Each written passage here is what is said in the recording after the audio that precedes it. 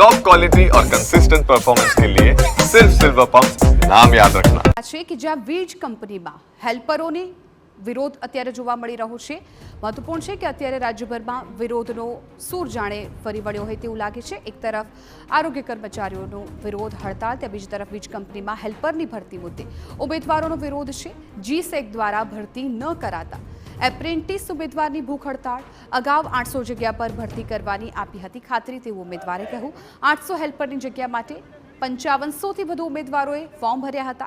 વારંવાર રજૂઆત બાદ કોઈ કાર્યવાહી ન કરાતા ઉમેદવારોમાં રોષ।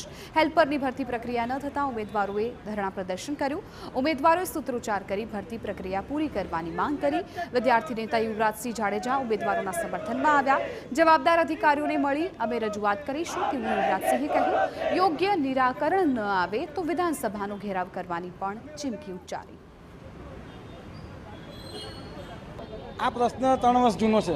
ગુજરાત સરકારના ઉર્જા વિભાગે જૂન 2022માં 800 હેલ્પરોની જગ્યા માટે ભરતી પ્રક્રિયા બહાર પાડી હતી, જેના અનુસંધાનમાં દરેક પાવર સ્ટેશનો ખાતે જે તે ઉમેદવારોને ત્યાં બોલાવ્યા હતા અને રજીસ્ટ્રેશન પ્રક્રિયા પૂર્ણ કરાવી હતી। એ વાતને આજે 3 વર્ષ થવા આવ્યા। એ બાદ કોઈ પણ કાર્યવાહી કરેલ નથી, કોઈ જવાબ આપેલ નથી અને અમને હળધૂત કરવામાં આવે છે, યોગ્ય જવાબ આપવામાં નથી આવતા।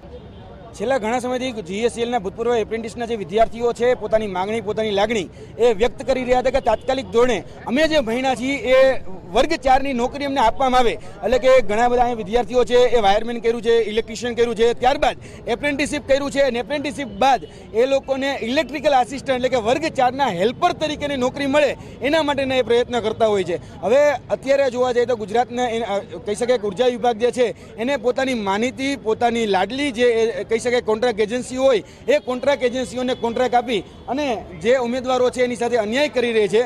કારણ કે જે લાયક છે, જે હકદાર છે એને નોકરી નથી આપતા।